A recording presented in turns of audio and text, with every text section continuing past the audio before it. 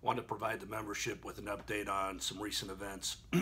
American has made no attempt to reach out and negotiate outside of mediation. Even though that's an option that's available to them for the last several weeks, they've chosen to wait and do nothing rather than meet and try to move forward in the negotiating process.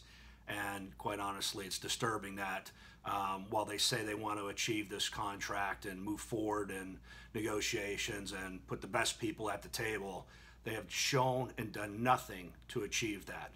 I also want to go into an issue that keeps coming up, and that's the basic premise of why we're at such a distance, so to speak, when it comes to this agreement. And simple matter of fact is scope.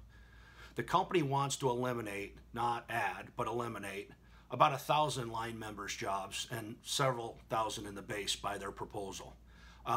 What they've done is constructed a contract proposal that today may cost them a little bit of money, and they say in the neighborhood of $10 million a week, and that's everybody all inclusive from all work groups, so you can imagine how that gets diluted when we just get down to maintenance and related and stores. But the reality of it is that upfront cost that they're putting out there will be completely eliminated, and I mean completely eliminated, and the math's fairly simple to come to, over the course of the duration of the agreement. The difference is at the end of the agreement, we'll actually have bought every one of our jobs through the elimination of those thousands of members' jobs that currently work here. So when folks say, well, I don't understand the impact of that, let me make it very clear.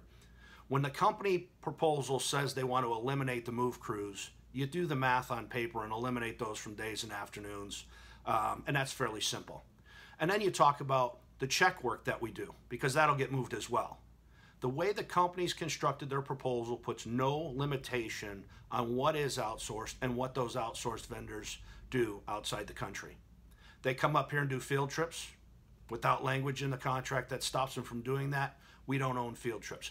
Our position at the table is to own our work and know what we own, so the membership knows what's their work and what might be done by an outsourced vendor, period, simple thing. The company's proposal is so wide open that they want to have the ability to do whatever they want, wherever they want. We must write into the contract what we mean when it comes to outsourcing. That is our biggest fight at the table, pushing aside some of the other ancillary things that get the noise going. And we'll have to deal with those as well, but the number one issue at the table is scope. What's amazing about that is over the last couple of weeks, you've seen Southwest Airlines and UPS now reject their contracts. And they're rejecting those contracts on similar premises. The companies at both these carriers, UPS is an air carrier as far as I look at it, aircraft maintenance does aircraft maintenance, their clerks do the work as well. Southwest, no doubt, they're an air carrier. But the fact of the matter is these companies are coming in and going to mediation thinking a mediator is going to demand concessions. And the membership at both those carriers have said, we're not interested in that. And that's the thing that maybe varies here is the company's trying that same place. There should be no concessions in this contract when it comes to scope.